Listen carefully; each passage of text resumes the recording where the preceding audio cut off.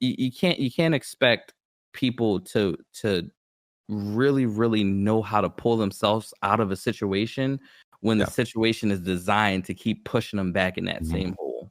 Yeah. And I mean, just look like for years, marijuana has been illegal for years, and now it's a multi-billion-dollar industry. But there's so many fathers, so many brothers and sons, sisters, aunts, uncles serving serious jail time right now for the same thing that's a multi-billion-dollar legal industry now. Exactly. Just some of them were doing it recreational. They weren't even selling it, and they're doing and suffering from it. Some of them can't get jobs because they have felonies and misdemeanors on their record because of this type of thing.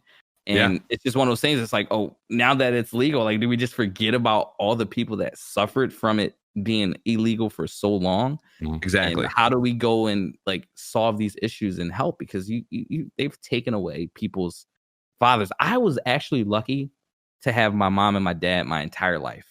And I'm really grateful for that, because having my mom and my dad my entire life, they also provided me with video games. Even though I was in the hood, we always had a game. I remember my grandma, she bought us a Sega Saturn. My dad got us a PlayStation. We had Dreamcast. We had, we had just about every system, Sega Genesis, Nintendo. We had everything. So gaming has been in my family, and it's been really, really, really good and provided for us since I could remember. And I think having mom and dad around was huge for that. There's a lot of kids that didn't have that opportunity. And a lot of it, some of those kids might not have had that opportunity because their dad was in jail. Exactly. Because they're there on a weed charge. Yeah, or that was their last strike or whatever it was. Yeah. Dude, I appreciate that. I really do. I appreciate that point of view. As a person of color who did not grow up in that exact situation. It's eye-opening. It's like we've all experienced the similar thing or the same thing from different angles. So it's, like I said, going to a mostly white high school is like, I didn't see that stuff, but I saw how my peers reacted to it, and how they treated me as a result of those things. It was, being surrounded by that was a completely different experience. And I recently read an article about being the token black guy, and I was like, damn, I relate the hell out of this. This is wild. Like, if you haven't like this art I posted on my Twitter, it's an article, like, I was like, if you are the token black person or you have a token black person in your group, you should read this, because it was outstanding, and just related to me so well, dude. It is wild.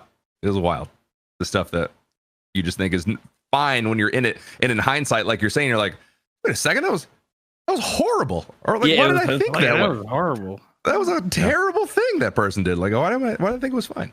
But anyway, I really appreciate your take on that, Richard. Thanks a lot, man. Yeah, it's cool to get that. And I think it's good to have the conversation going so we don't forget about it.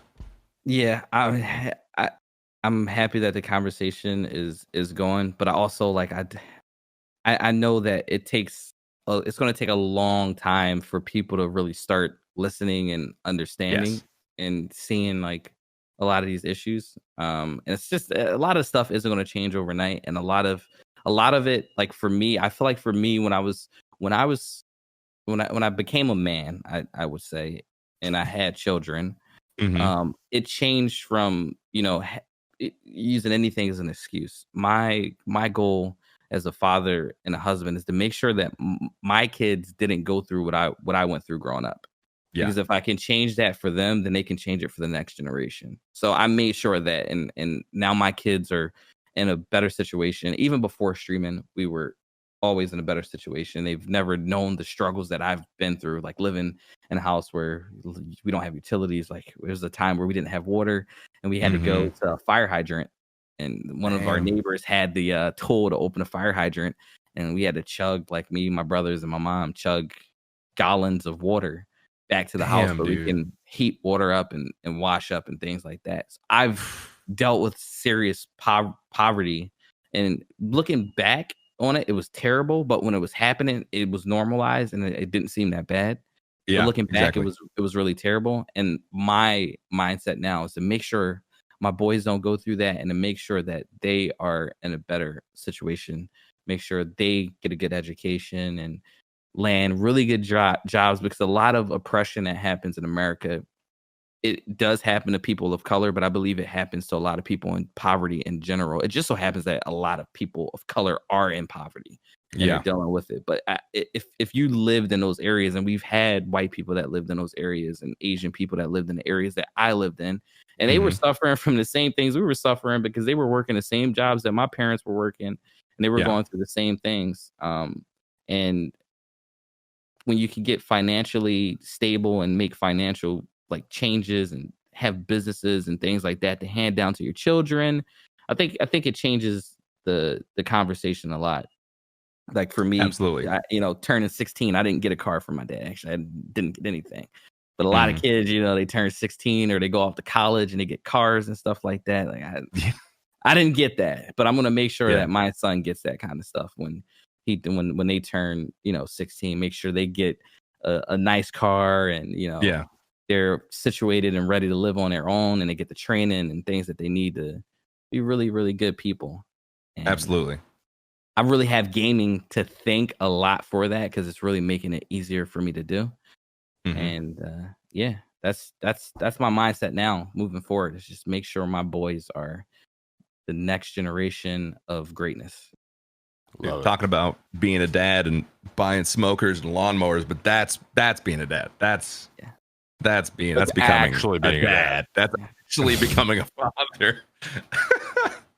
Dude, Richard, again, thank you, man, so much for that point of view. That was fantastic. I love that. And your kids are freaking making Boston Dynamic robots that are gonna murder us all in the end anyway. Yeah, they're my youngest son he's a gamer. He's better. He's 5 years old, but he's better than my oldest son at every game. So he's definitely he's a gamer, but he's like a brute. It's kind of crazy. He's like a warrior, like Bam Bam or something. Like he's just straight warrior. So he wants to like play football and stuff like that, but he's so gifted mentally as well. He's like a hybrid. It's kind of insane. Like he's really smart with technology and stuff like that, but he's also like physically fit, and he has the mindset of a warrior. So I think he's going to be the gamer, and I have no idea what my other son is. He's brilliant. He wants to be a YouTuber, but I don't know. I think that'll change as he gets older. Your older son's listening to this, like, what the hell, Dad? Like, what the? You knew it. I knew he likes him more.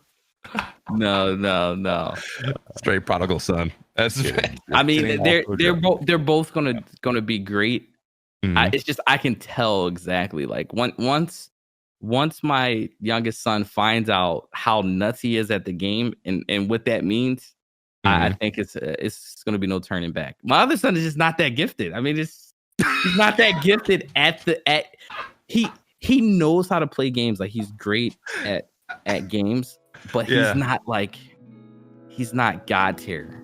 Maybe he'll become God tier over time. He's like Paul tier right now. He's like, he's Paul tier. Yeah. My youngest though, he's a God tier gamer for sure. That's what I'm gonna get me jacked up about when I have kids and one of them's just like nuts at games. I'm gonna freaking love that.